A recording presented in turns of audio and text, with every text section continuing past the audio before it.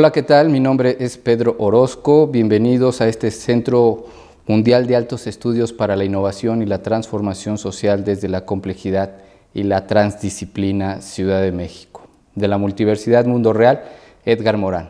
El día de hoy, en este programa 12 a las 12, voy a conversar con mi colega y amiga, la doctora Michelle Violeta Romero Gallardo, a quien en un momento más presentaré con su carta de vida, en resumido porque bueno, es una carta de vida extensa. La doctora Michelle Romero es doctora en investigación en ciencias sociales, con mención en sociología por la Facultad Latinoamericana de Ciencias Sociales Flaxo, sede académica México. Ha realizado estancias de investigación en la Universidad de Yale y la Universidad Libre de Berlín. Fue estudiante doctoral asociada al Centro Nicanor Restrepo Santa María por la Reconstrucción Civil de la Universidad Nacional de Colombia. Sus artículos académicos y capítulos de libros se han difundido en más de 16 revistas y editoriales de países como México, Estados Unidos, Colombia, Uruguay y Alemania. Algunos de los espacios en los que ha buscado sumarse al debate académico han sido las publicaciones culturales, Sociológica, la Revista Colombiana de Sociología, Política y Cultura, así como volúmenes editados por la Universidad Nacional Autónoma de México, entre otros. Ha sido miembro de la Asociación de Estudios Latinoamericanos LASA, la Asociación Latinoamericana de Sociología ALAS y los grupos de investigación del Consejo Latinoamericano de Ciencias Sociales CLACSO. Se ha desempeñado como docente de metodología para la investigación en ciencias sociales, con énfasis en métodos cualitativos. Sus investigaciones se centran en el ámbito de la sociología cultural. En ese campo se ha interesado por temas como la construcción e interpretación de significados en los conflictos sociales, la organización ritual y semirritual de los procesos sociales y el fenómeno de la membresía y la solidaridad dentro de grupos que se organizan en torno a una misma identidad. Actualmente la doctora es profesora investigadora de tiempo completo aquí en Multiversidad Mundo Real, Edgar Morán. Doctora, muy buenos días, ¿cómo está? Gracias, bien, gracias por invitarme. Un placer, pues vamos a conversar el día de hoy sobre pues, un fenómeno complejo, yo creo que desde su naturaleza, la cultura en diferentes aspectos. Yo tomé unas notas precisamente antes de llegar a esta sede y quisiera aperturar con una cita de Edgar Morán, donde Morán dice que la cultura genera una visión del mundo, es decir, es productora de la realidad percibida y concebida, puesto que continúa un saber colectivo acumulado como memoria social. ¿Qué podríamos decir en torno al fenómeno de la cultura y la complejidad, doctora? Bienvenida. Muchas gracias, me da gusto formar parte de la multiversidad y de este espacio para difundir ideas que es tan importante para los colegas. Y pues me parece muy apropiado iniciar con esta cita porque nos hace ver la cultura como producto, pero también como productora. Eso es fundamental. Muchas veces en los análisis sobre cultura solamente se hace énfasis en la cultura como producto. Las sociedades tienen problemas, procesan esto de diferentes formas, se hacen productos culturales que reflejan eso. Y sin embargo, cuando nosotros metemos este principio de la mutua influencia, tenemos que al mismo tiempo que esa cultura en efecto está reflejando las preocupaciones de la sociedad, es capaz de llevar nuevas ideas a la sociedad. Entonces no es solo un efecto social ese producto, sino que también está influenciando cómo pensamos, cómo percibimos otros fenómenos sociales en todos los ámbitos. De manera que cuando nosotros empezamos a estudiar la cultura en el ámbito de la complejidad, como se veía en la cita, creo que hay muchas más oportunidades de reflexionar sobre estos círculos, estas mutuas influencias, estas recursividades de los fenómenos culturales. Así es, doctora. Continúo igual sobre la frase de Morán, diciendo la cultura está presente a lo largo de todo el desarrollo del hombre, retroalimentando, como usted mencionaba, el espíritu, cerebro para modelar sus estructuras cognitivas. Yo aquí tal vez quisiera hacer un comentario, doctora Romero, en torno a este aspecto, cuando uno piensa en cultura, bueno, se nos viene a la mente procesos rituales, religiosos, políticos, y que van conformando a las sociedades en diferentes lugares del planeta. Y que también estos procesos culturales, usted, corríjame, han generado como divisionismos también, ¿no? Es decir, nos apropiamos de espacios incluso geográficos, nos identificamos particularmente, no sé si sea un fenómeno latinoamericano, con el tema de nuestra tierra, nuestro lugar de origen, y esto también ha generado esos procesos de sectorización, divisionismos y en procesos muy exacerbados. Bueno, usted es experta en estos temas, pero también como un proceso complejo en torno a que nos hermanamos también a través de todos estos procedimientos o procesos, mejor dicho. Es muy interesante, justo como lo plantea, doctor. Tendría varios comentarios al respecto. El primer comentario sería en torno a qué es cultura. En efecto, pienso que la idea más extendida es pensar en creaciones culturales bien concretas, como esta cuestión del idioma, las religiones. Eso es correcto, son creaciones de los seres humanos y en ese sentido son cultura, todas esas expresiones. Por otra parte, una tendencia de la sociología cultural es invitarnos a pensar que en realidad cualquier fenómeno social es un fenómeno cultural. Es un fenómeno que se puede apreciar en elecciones, que se puede apreciar en cómo nosotros estructuramos los sistemas educativos, por qué le damos prioridad o no al cuidado del medio ambiente. Todo tiene que ver con cómo nosotros creamos significados, cómo nosotros interpretamos esos significados. De modo que yo estoy de acuerdo en que haya estos estudios sobre creaciones culturales específicas, pero también está abierta la puerta a que cualquier otro tema que nos interese en la política, la economía, el medio ambiente, lo veamos con ojos de qué hay de creación social en eso. Y esto me llevaría a la segunda parte de su pregunta sobre los conflictos en torno a las culturas. Creo que cuando no nos damos cuenta de esa dimensión que comentaba yo, de que toda la cultura es creada, todo es creación social, todo es un producto histórico, contextual. Cuando no nos damos cuenta de eso, es muy fácil pensar en la cultura como si fuera algo natural. Y es sencillo pues porque la estamos viviendo todos los días. Vivimos sumergidos en ella, de tal manera que en efecto tiene esa apariencia de naturalidad que muchas veces no cuestionamos. Y si creemos en la cultura como algo natural, es muy amenazante cuando encontramos diferencias con respecto a esa cultura.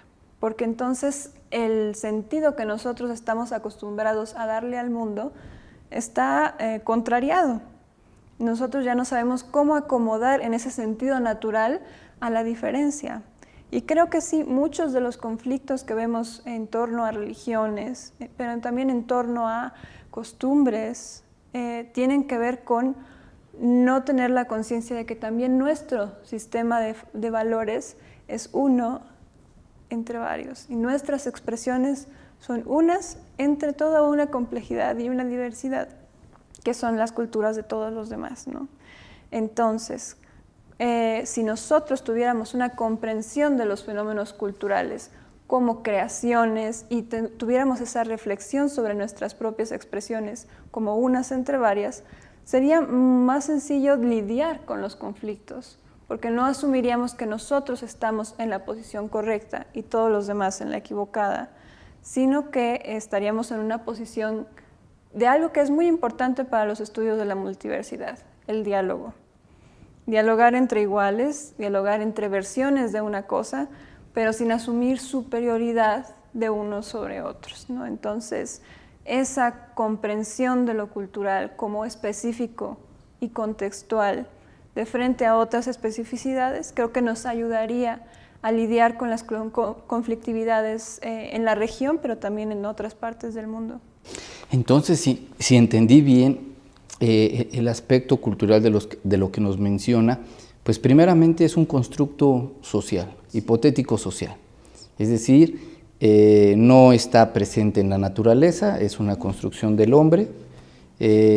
Por otro lado, cuando se ve cuestionado o amenazado, pensamos que es algo contra natura, es decir, que va en contra de lo que hemos conocido tal vez desde pequeños, y es cuando nos sentimos amenazados y reaccionamos en ese sentido, ¿cierto? Sí, es una de las razones definitivamente. Y este diálogo, el tener esta posibilidad de hablar, como mencionaba usted, de que tal vez son muchas realidades, no es una sola, y que el derecho de tener la verdad absoluta no es, no procede o no es pertinente, nos allanaría tal vez muchísimas problemáticas que tenemos entre los seres humanos. Así es. Y en muchos ámbitos. Pensemos, por ejemplo, en la política. Cuando se piensa que las otras ideologías son totalmente ajenas a nosotros y siendo ajenas están equivocadas, estamos fallando en el ejercicio de reflexión de que la nuestra es una versión de las cosas, pero naturalmente existen otras versiones.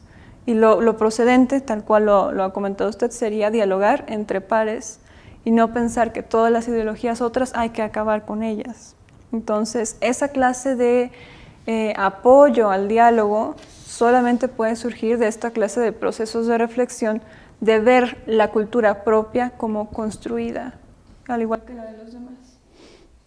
Yo recuerdo haber visto su presentación en su disertación doctoral, doctora Romero, hablaba sobre elementos de solidaridad, ¿cierto?, entre musulmanes. O algo así recuerdo, ¿no?, en esta visión. La parte de la religiosidad como elemento aglutinante para la cultura, en su opinión, ¿qué tan importante es o cómo lo identificamos, lo ubicamos en estos procesos de complejidad que ciertamente, como usted señala, pues son varios aristas, varios elementos que se van insertando y que le van dando vida a eso que le llamamos cultura? En el caso, a veces tal vez de la visión oriental, las culturas tan distantes como podrían ser la árabe, aquí en Occidente lo vemos como que muy lejos y incluso a veces sus prácticas nos parecen pues extremas o raras, por llamarlas de alguna manera, pero en su realidad, en su sitio, están, pues lo voy a poner así, tal vez bastante justificadas. Me entiendo. Sí, más que nada mi disertación tenía que ver con el fenómeno de la solidaridad, y esto es preguntarse, es tanto como preguntarse cómo nos unimos al interior de un mismo grupo, pero también cómo dentro de un grupo, pese a que estamos unidos en un nombre, hay diferencias. Entonces, la solidaridad, que es este sentimiento de ser parte de lo mismo, no es homogénea. Siempre, incluso dentro de un grupo, hay más sentimientos de cercanía entre actores, otros nos parecen más lejanos, aunque formemos parte de lo mismo. Entonces, ese fenómeno sí lo estudié yo en un contexto religioso, aunque en realidad existe en cualquier parte. De nuevo me remito a los partidos políticos, ser parte de uno mismo, y sin embargo hay corrientes, ¿no? O los países, somos parte de un mismo país y sin embargo hay afinidades regionales, afinidades culturales diferentes. Entonces, ese tipo de segmentación de la solidaridad, a mí me interesaba verlo en ese contexto religioso, porque cuando nosotros pensamos justamente en religión, creemos que es una especie de hermandad. Todos los que lleven la misma religión serán considerados entre sí como hermanos, en alguna clase de oposición a quienes tengan una religión diferente. Entonces, en ese sentido, el ámbito religioso me parecía prototípico de la imaginación de la solidaridad perfecta, ser todos una misma cosa, católicos, pero también musulmanes, pero también cualquier otra religión que queramos pensar. Y en ese sentido, era un campo fértil para ejemplificar cómo esa idea de la solidaridad perfecta en la práctica se encuentra toda clase de diversidades. De modo que sí, eran musulmanes las personas con las que trabajé, y sin embargo había afinidades por ramas más bien digamos, algunas diferencias sectarias, algunas diferencias culturales en torno a estas prácticas que me comentaba usted hace un momento. Entonces, fue para mí una buena experiencia para ejemplificar cómo la solidaridad tiene muchas maneras, muchas vertientes de realizarse, incluso dentro de un grupo que nosotros asumiríamos cerrado en torno a una misma identidad. Y si bien es interesante verlo en el ámbito religioso, creo que es una reflexión que tiene aplicaciones en muchas otras situaciones sociales.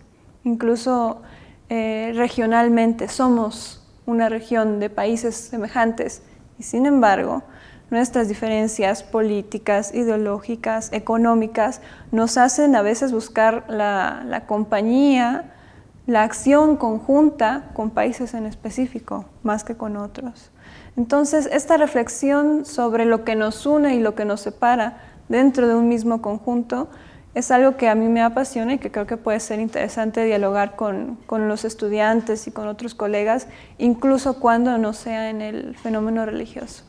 Claro, yo hace tiempo tenía una plática con una estudiante precisamente de maestría, donde lo que estaba en el debate precisamente en estos fenómenos de integración, estábamos analizando la mancomunidad de euro, que es muy poco probable que se pueda alcanzar una integración regional a nivel continental pensando solamente en la variable económica, es decir, en torno a una moneda. Homologar economías, sabemos que los grandes motores de la Unión Europea han sido siempre Alemania y Francia. Entonces, pensar en un proceso de integración únicamente a través de un proceso económico o de homologar economías regionales, pasando por alto elementos como el idioma, las creencias, las visiones del mundo que se tienen, es un sueño complicado, por así decirlo, la integración europea. Bueno, hace poco tal vez recordemos la salida de Gran Bretaña, precisamente de la Unión Europea, y como usted bien señalaba, esto de los fenómenos religiosos, no sé, a mí me apasiona la política, y cuando hablaba de elementos ideológicos versus lo que nos mencionaba de los musulmanes, también se me vino la parte de la cultura política. La cultura política, cómo juega como un gradiente para integrar o no a los seres humanos, a pesar de lo desacreditada que pueda estar, ¿no? Decían por ahí que la democracia, con todos y sus asegúnes, todavía seguía siendo un medio para accesar al poder en el mundo, con todo y sus limitaciones que también pueda presentar.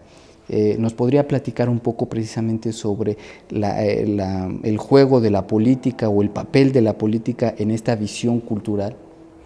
Claro, sería interesante verlo también así, ¿no? Porque a veces pensamos cultura totalmente separado de lo político, y ¿qué pasa cuando nos preguntamos qué es eso de la cultura política, ¿cierto? Esos puntos donde diferentes campos que usualmente se entienden desarticulados comienzan a verse más bien unidos, imbricados, ¿no? Este es un buen tema para ejemplificar eso.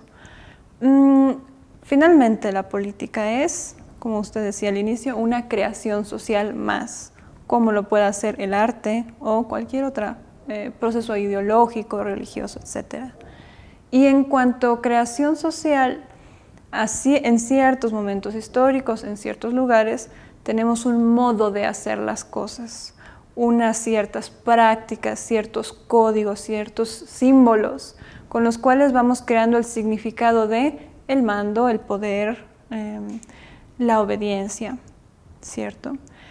Pero, y aquí entraría de manera pertinente la complejidad a recordarnos de ese bucle, de cómo las cosas no solo son productos, sino productoras.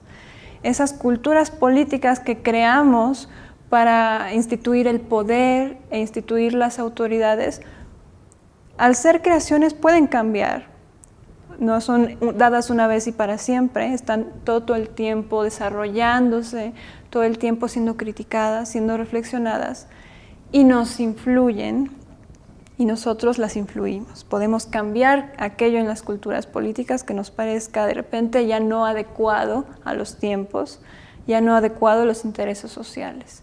Y en ese momento en el que estén esas nuevas creaciones políticas, nos influencian y luego otra vez regresa al bucle, ¿cierto?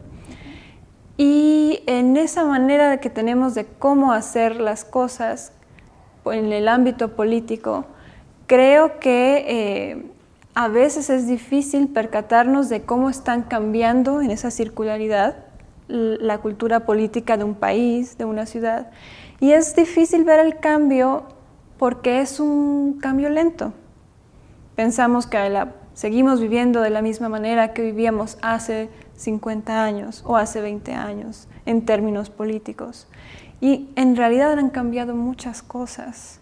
Con estos sistemas democráticos, los procesos de democratización que tantas veces se han descrito como los peores sistemas con excepción de todos los demás, ¿no? Entonces, cuesta ver la manera en que la democratización sí tiene impactos a nivel cultural, a nivel de saber cómo hacemos las cosas, a nivel de cómo pensamos en las autoridades. Pero cuesta porque estamos metidos en ese proceso, porque lo estamos viviendo, porque nos ha tocado ver las fases de democratización.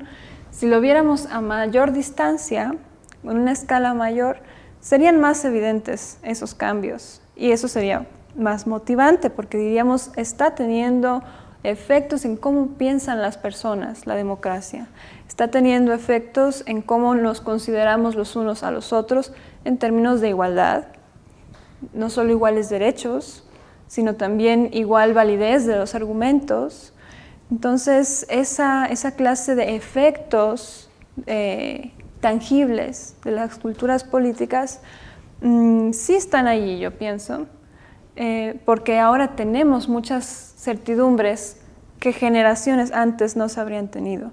Tan solo la idea de que las autoridades se puede dialogar con ellas, se les puede criticar, se puede señalar cuando uno no esté de acuerdo con lo que hacen, con mayor o menor grado de libertad para hacerlo, dependiendo de las circunstancias, pero no son incontestables las cosas que hacen. Ese tipo de certidumbres sobre cuál es nuestro papel como ciudadanos de frente al poder son efectos de haber cambiado nuestro modo de pensar que no teníamos nada que decirle a la autoridad ni nada que defendernos de ella, a pensar que hay modos de que sí podamos tener ese diálogo y esa interlocución. De modo que en el tema de las culturas políticas hacemos bien en la actualidad en ya no analizarlas como algo fijo, algo estático y que además está acarreando inercias desde hace décadas y décadas sin cambiar, porque sí están cambiando, aunque sea lentamente, y no es estático, todo el tiempo lo estamos alimentando con los nuevos procesos sociales. Claro.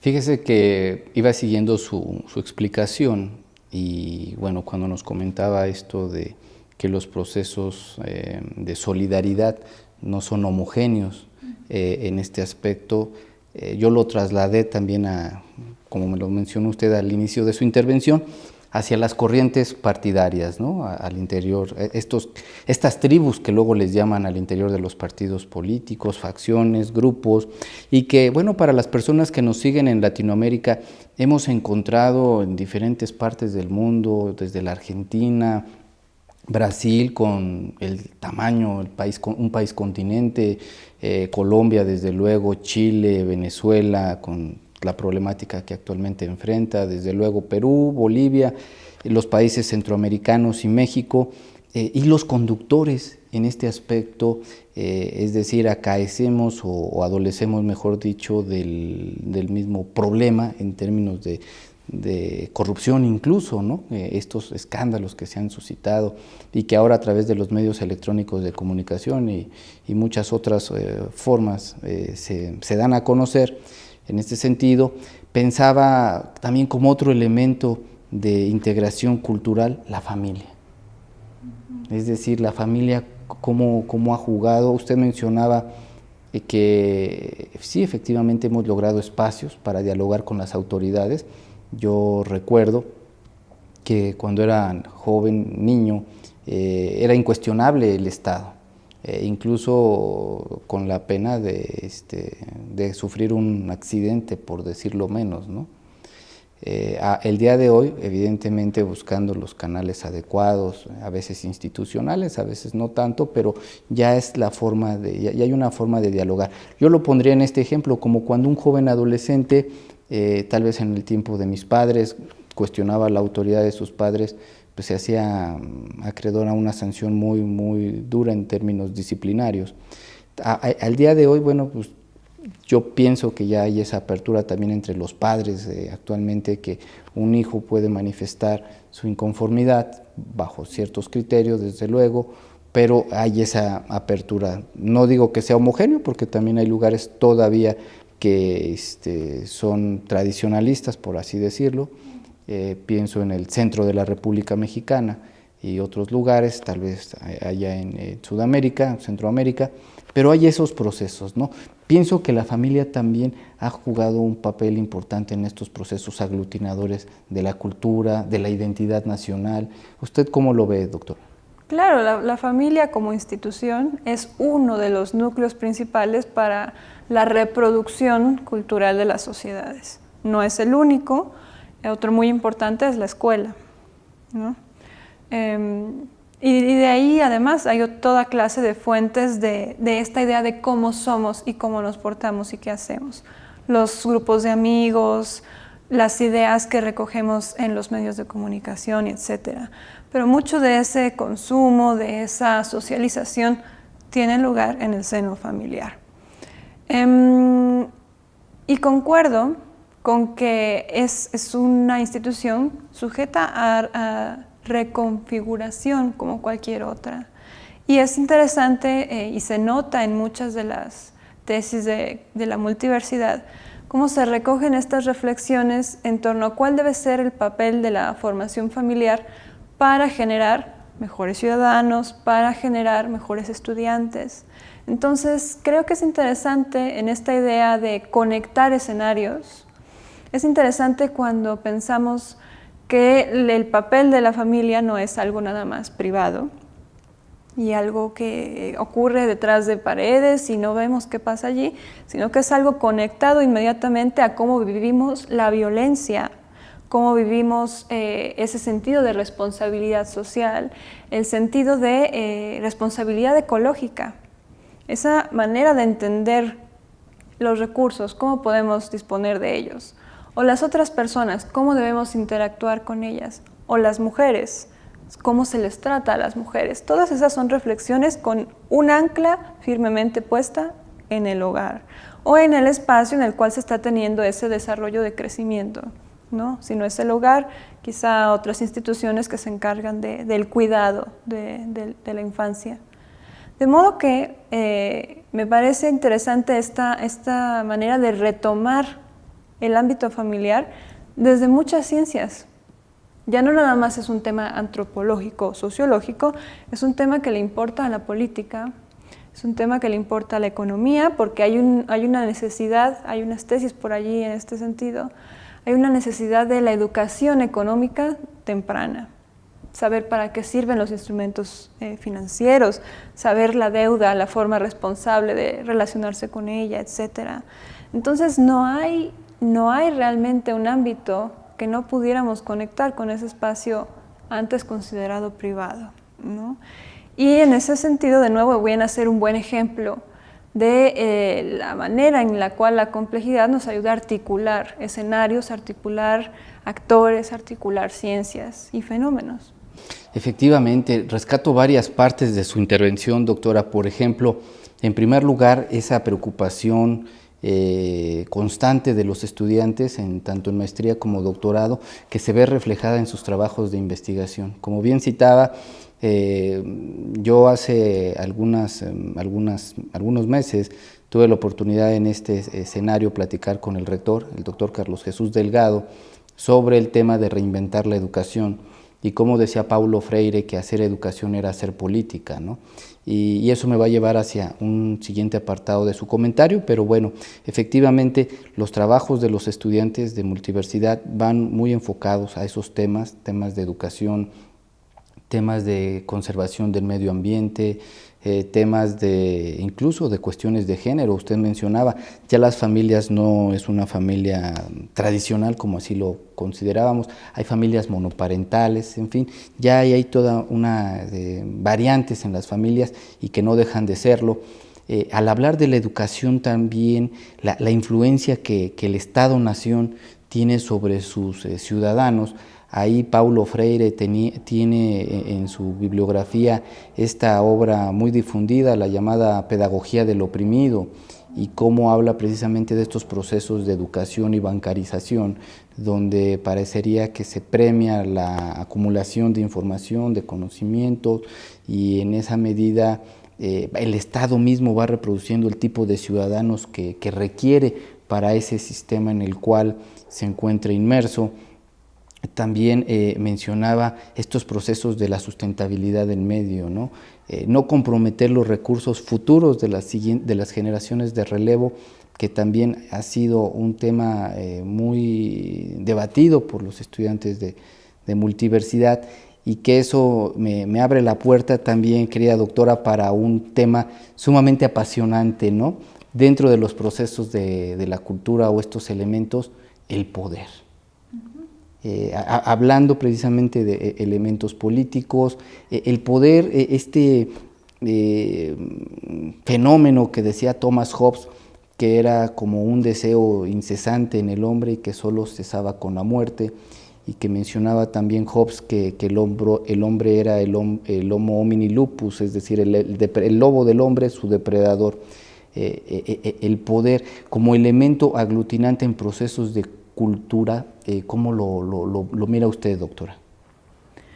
Bueno, ahí habría varias maneras de abordar el debate, ¿no? Una de ellas, podemos comenzar por esa si desea, es que está cambiando nuestra manera de comprender el poder, ¿no? Antes era poder igual a política, y sin embargo ya hay muchas escuelas teóricas que nos ayudan, que nos invitan a ver que hay poder en muchos otros ámbitos. Hay poder en las relaciones en el aula, hay poder en todas las estructuras institucionales, cualquiera que sea el tema de esas instituciones. Hay poder, hay relaciones de poder, quiero decir, en la manera en la cual unos grupos étnicos interactúan con otros, o en la manera en la cual tratamos los cuerpos de los sujetos en la sociedad.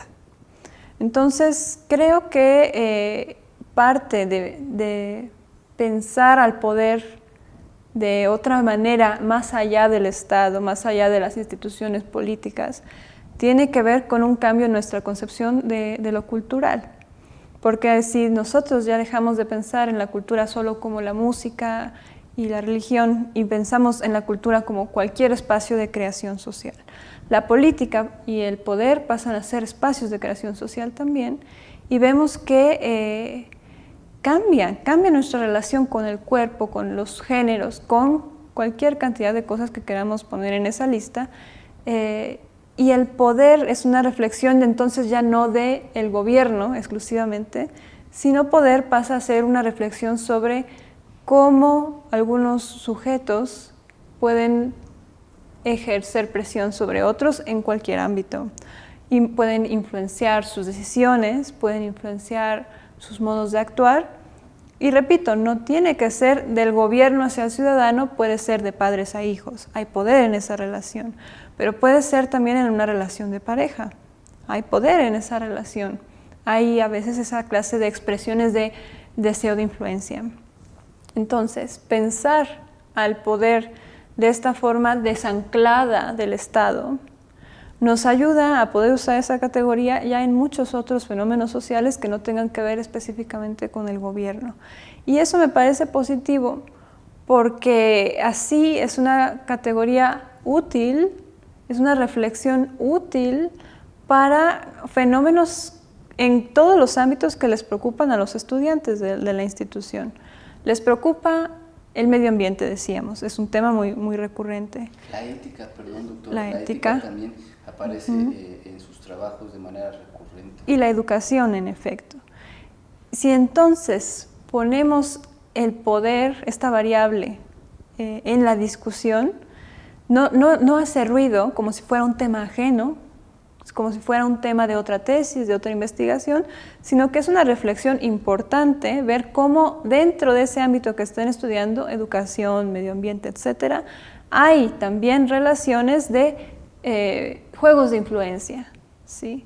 Entonces, la categoría de poder, metamorfoseada por cómo la comprendemos ahora, más allá de lo institucional, es uno de esos ejemplos sobre los cambios en nuestra concepción científica, sobre los cambios en nuestra concepción de las categorías y los términos que usamos para estudiar cualquier fenómeno social. Decía usted en su intervención, anteriormente se ubicaba política y poder y se les asociaba, ¿no? Hemos hablado a lo largo de este espacio, hemos tocado, por ejemplo, elementos de religión, bueno, la cultura como tal, la educación, la familia. Ahorita yo introducí esta variable de poder, pero yo creo que no podemos apartar, por lo menos los mexicanos de mi generación, el tema económico. Esa variable también económica, el peso de las decisiones por los estados-nación y la influencia, cómo se van incluso conformando los hábitos de consumo de diferentes sociedades. Mencionaba usted ahorita tal vez una visión latinoamericana y no puedo apartar mi mente de pensar en esto que le llaman el norte geográfico, es decir, estos países dominantes, pienso en los Estados Unidos, desde luego Canadá, con sus asegúnes, en la Europa, pero igual en los países angloparlantes, y que tienen esta visión. Yo platicaba hace un tiempo, si me lo permite, con el doctor Alexandre de Pomposo, el profesor emérito de esta institución, y mencionábamos sobre el fenómeno de la corrupción en América Latina, y que hemos estudiado y que hemos buscado mecanismos de pesos y contrapesos para regular esa actividad, particularmente de los servidores públicos, pero que lejos tal vez de pensar que sea una inclinación propia del ser humano, que miráramos hacia otros países, como estos que siempre nos han puesto de ejemplo, Noruega, Suecia, Finlandia, y su sistema político, cómo está organizado. Me regreso al punto de partida, y la variable económica en una visión cultural. Desde luego, yo pienso fundadamente que no hay nada tal vez más complejo en términos de interacciones que la economía por todos los agentes que podrían intervenir, y se puede explicar en esos mismos aspectos. Pero la economía en esta visión cultural, ¿cómo la percibe usted, doctora? Bueno, uno de los temas que he visto también que ha sido más recurrentemente retomado en ámbito económico con la complejidad, con el tema cultural, tiene que ver justo con la sociedad de consumo, ¿no? Y creo que la complejidad tiene algo interesante que decirnos a este respecto. Voy por partes. Primera cuestión, pensamos de manera muy sencilla, quizá, y muy reduccionista. Hay un sistema económico que nos hace consumir de cierta manera. Es una manera de ver las cosas, pero es una manera de pensar muy lineal. ¿Como un determinismo? Exactamente, es determinista, es reduccionista y es lineal. El sistema, y además lo asumimos como si fuera una sola cosa, una sola voz, una sola decisión, sin diferentes voces allí interviniendo, porque hay diferentes actores económicos y no hay una sola manera de dictar en la economía capitalista qué es lo que quiere. Bueno, pero si lo englobamos de manera no necesariamente correcta en una sola cosa, la economía nos dice cómo consumir. Bien, ¿qué nos podría aportar pensar desde la complejidad para ver esta misma relación? Podríamos pensar que también los consumidores son capaces de regresar el bucle y decirle a la economía, ya no voy a consumir esto, ¿no? Me preocupa ahora llevar un consumo ecológicamente responsable, libre de hormonas, libre de modificaciones genéticas, con todas las características que uno quiera. Y vemos que también ese sistema es capaz de responder a esa necesidad, a ese interés de parte de los consumidores. De modo que ya no es tan sencillo ni tan correcto asumir al gran poder económico dictando los destinos de los consumidores, sino que la complejidad nos dice, miremos cómo también la influencia viene del otro lado, ¿no? Entonces, ahí hay una primera cuestión. Luego, ¿cómo interviene la cultura en esto? Es muy sencillo asumir que la cultura, la manera en la cual nosotros estamos asumiendo que se ve el éxito, que se ve la felicidad, que se ve un estilo de vida cómodo. Es sencillo asumir que esa idea, esa imagen nos dicta qué consumir. Y sin embargo, vemos toda clase de maneras, de núcleos sociales que contestan y contravienen esa clase de modelos culturales. Y hay toda clase de movimientos para reciclar, para intercambiar objetos, prendas, en vez de comprarlos desde nuevos, ¿no? Sencillamente hagamos trueque otra vez, algo que está resurgiendo. Y entonces las culturas imbricadas en los consumos y también imbricadas en nuestras decisiones económicas dejan de verse como algo que viene desde una decisión mayor hacia el ciudadano y hacia el consumidor, y se empiezan a ver como unos procesos que se retroalimentan, unos procesos que no están fijos, regreso al punto, no son estáticos en el tiempo, ni tampoco son todopoderosos como para no ser cambiados. Entonces, esa clase de análisis nos van a ayudar a dejar de ver los consumos culturales como designios sistémicos a los cuales no se les puede criticar, responder y a los cuales no se les puede presentar alternativas. Eso para mí sería importante, ver a esos consumos culturales como algo sujeto a nuestro estudio, pero también a nuestro estudio crítico, nuestro estudio que le presenta alternativas y proyectos alternos de cómo escapar a los problemas que se crean, que pueden ir desde la saturación de basura hasta ya situaciones más de ámbito personal, ¿no? Ver a las otras personas como parte de ese consumo, ver a las personas con las que nos relacionamos como desechables, del mismo modo en que nos desharíamos de un par de zapatos. Entonces, sea en el ámbito físico o en el ámbito de las relaciones entre sujetos, pensar, criticar y responderle a los hábitos culturales del consumo es algo que nos ayuda tanto en la academia como allá afuera, ¿no? Como sociedades. Fíjese que nos deja ese mensaje esperanzador porque efectivamente tal vez muchos de mi generación pensábamos en su momento que era imposible cambiar condiciones, sobre todo del partido dominante, del partido de Estado. Pero eso que usted menciona de ese bucle y la manera como la sociedad, tal vez lentamente, porque también yo he visto todavía mucha atomización en la población mexicana, que es el caso que conozco, pero que efectivamente tal vez a través de esas formas contestatarias que tiene ahí la sociedad, como bien mencionaba, y negarnos a tener que, bueno, porque están dadas las condiciones así del sistema, llámese económico, político o social, tengo yo que asumirlas como tal. Entonces, tal vez muchas personas pueden ir asumiendo esto que mencionaba usted de la cultura del reciclaje, del trueque. Yo también he escuchado de lugares donde se dan este tipo de fenómenos que son sumamente interesantes y se me venía también a la mente cuando hablamos de esta segmentación, por así decirlo, de mercado, las subculturas, doctora, los fenómenos de subculturas que se presentan en las ciudades, ¿no? Y que están ahí presentes. Hablo, por ejemplo, ¿qué será? Incluso voy a ponerlos así, ¿no? de estos grupos marginales, ¿no? de las personas en condición de calle, de estos grupos vulnerables, incluso que para los latinoamericanos, los grupos indígenas que también han tenido ahí su problemática, pues, particularmente con los estados. En México, si mal no recuerdo, representa como el 13% de la población. Y esto, ¿cómo se podría mirar desde la complejidad, doctora? ¿Cómo podríamos ingresar estas visiones de estas subculturas dentro de un espectro más amplio? Bien. No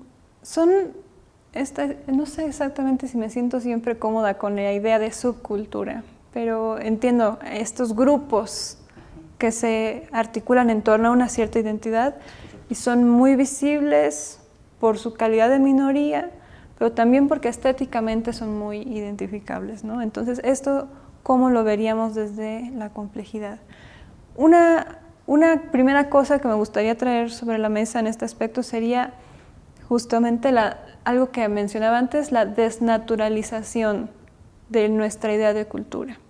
Entonces, pensar que no es nada natural la cultura que nosotros asumimos como normal, nos ayuda a ver a estos grupos culturales diferentes como, decíamos, no amenazantes, sino algo propio, un sentido, un significado propio que se está ahí construyendo, que quiere expresar algo.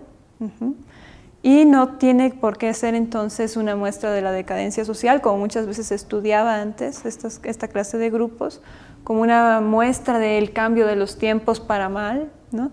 Pasa a ser una creación de significado concreta, como hay muchas en otros escenarios. Bien. Entonces, algo que creo que puede aportar la complejidad para el estudio de esta clase de grupos es ver cómo, primero, aunque parecen tajantemente diferenciados del resto de la sociedad, decíamos porque son minoritarios y porque son muy claramente diferenciables en lo estético, ¿sí? Aunque parecen completamente desvinculados del entorno, nos dice la complejidad, no existe tal corte tajante entre un objeto y lo que lo rodea. Entonces, no es que haya anomalías, que estos grupos sean anomalías de la sociedad, sino que son parte íntegra de la sociedad y algo nos dicen sobre esa sociedad mayoritaria, cómo está funcionando. No son apéndices, son parte íntegra de un sistema y algo recogen. Puede ser inconformidad política, puede ser inconformidad ante valores mayoritarios, sean religiosos, sean del tipo sobre cómo son las familias tradicionales, etc. Cualquiera que sea su bandera, recogen los diálogos del resto de la sociedad y los procesan de una forma propia. Entonces, esa sería una primera reflexión. Otra reflexión nos dice la complejidad, y esto es algo bien conocido por los estudiantes de la comunidad. No hay fenómeno que a su interior no reproduzca las dinámicas del fenómeno mayor del que forma parte, el famoso principio hologramático, ¿no? Cada cosa que nosotros pensamos que es muy propia y muy diferente, en realidad tiene dinámicas muy semejantes a otros fenómenos mayores que lo engloban. Y si eso nosotros lo aterrizamos en esta clase de grupos tejidos en torno a una identidad, vemos que no son algo extraño, algo ajeno, que no sabemos para nada cómo funciona. Al contrario, muchas de las dinámicas que los atraviesan son exactamente las mismas dinámicas que vamos a encontrar en la sociedad como conjunto mayor. Y si la sociedad como conjunto mayor está atravesada por relaciones de poder, decíamos, pero también por conflictos entre diferentes corrientes y por diferentes intereses, esa misma clase de dinámicas las tendrá ese mismo grupo adentro. Aunque parezca tener una sola etiqueta, al interior habrá diferencias, habrá también dinámicas de poder, nosotros pongamos en la lista. De tal suerte que saber ese principio desde la complejidad nos ayuda a tener un esquema de qué relaciones estudiar en esos segmentos sociales y a no verlos como extraños, a verlos como algo más íntegro, algo más que forma parte integral de la sociedad. Los contextos en la cultura, doctora, ¿qué importancia tienen? Bueno, toda la importancia. Así como nos dice Morán que para los saberes del futuro tenemos que ser muy conscientes de que todo saber surge de cierto contexto. De la misma manera, todas nuestras creaciones culturales están alimentadas inmediatamente de una particularidad social. No hay por qué asumir que esa construcción social es universal y etcétera, porque nuestras construcciones culturales variarán en cada escenario que nosotros tomemos para estudio. Y eso aplica para cómo es la familia, pero también cómo nos relacionamos con el gobierno y cómo desarrollamos nuestras economías personales. Todas esas son cuestiones, construcciones culturales que responden al contexto inmediatamente a la mano. De modo que si no somos sensibles al contexto, en nuestros análisis están en peligro de hacer juicios muy sencillos, hacer juicios de cómo otros grupos están equivocados, cómo otros grupos tienen problemas, cuando no estamos siendo sensibles de que medimos desde los estándares propios y no atendiendo a los estándares de los contextos de los otros fenómenos. Abusando de que la tenemos aquí presente, quisiera que nos compartiera una reflexión en torno a este fenómeno de la transculturalización o transculturización, algo así, ¿no? Que son estos fenómenos que se llevan entre fronteras, ¿no?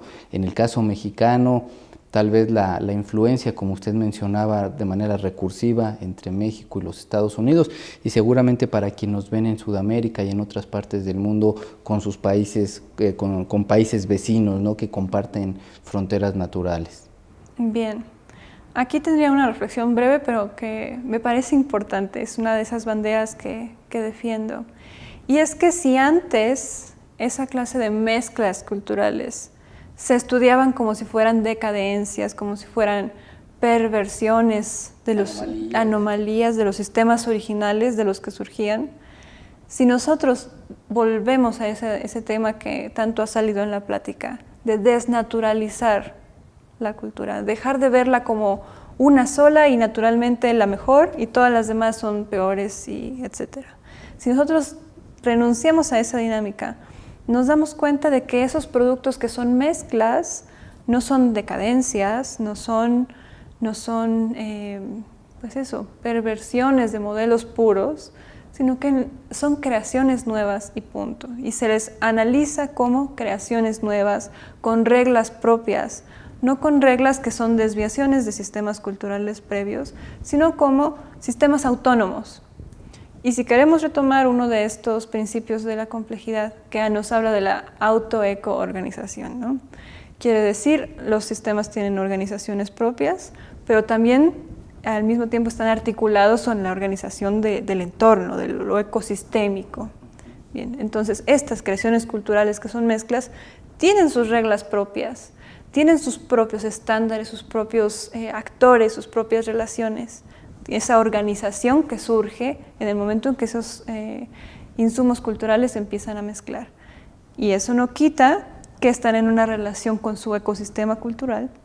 Y entonces sí, claro, tienen un pie en los sistemas de los cuales partieron, en los valores de los cuales partieron, en las sociedades que eran su referente original.